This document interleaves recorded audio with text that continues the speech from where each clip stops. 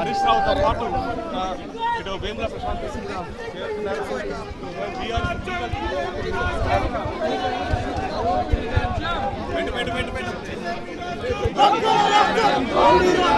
హరీష్ రావు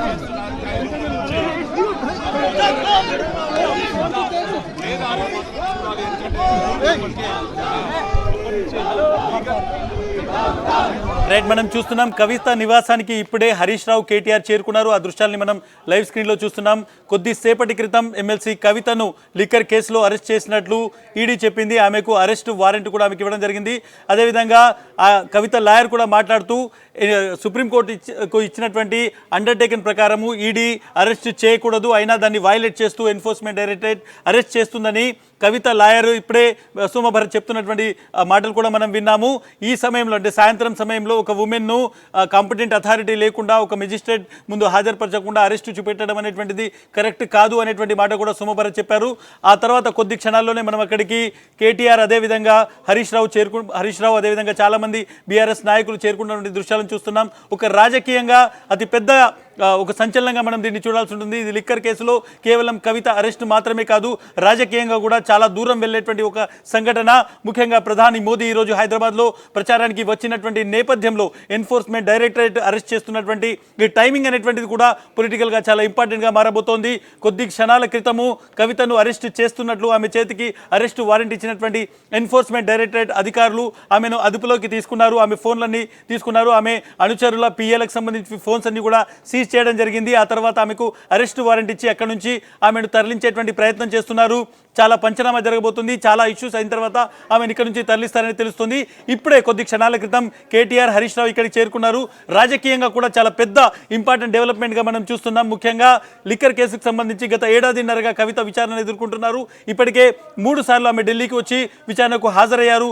ఇప్పటికే 2 సార్లు సిబిఐ ఆమె ఇంట్లో పూర్తిగా సోదాలు నిర్వహించింది. ఆమె ఫోన్లు సీజ్ చేయడం జరిగింది. చాలా డాటాను ఆమె దగ్గర నుంచి రిసీవ్ చేసుకున్నామని ఈడీ తన ఛార్జ్షీట్లో చెప్పడం జరిగింది.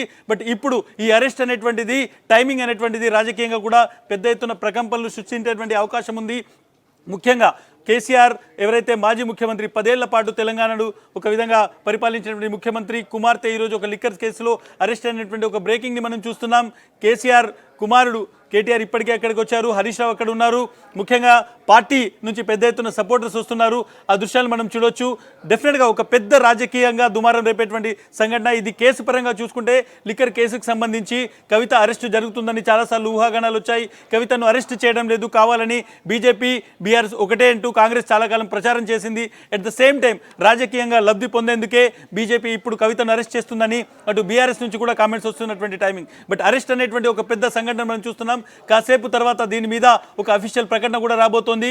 కేసు కవిత నివాసం దగ్గర ఉన్నటువంటి దృశ్యాలు మనం చూడొచ్చు. బయట ఎదురు చూస్తున్నారు. అటు హరీష్ రావు అదేవిధంగా కేటీఆర్ ఇద్దరు కూడా కవిత నివాసం బయట ఎదురు చూస్తున్నారు. లోపలికి వెళ్ళేటువంటి ప్రయత్నం చేస్తున్నారు. వాళ్ళు సోమభరత్ ఎవరైతే కవిత న్యాయవాది ఉన్నారో వారితో మాట్లాడుతున్నటువంటి దృశ్యాలు మనం స్క్రీన్ మీద చూడొచ్చు.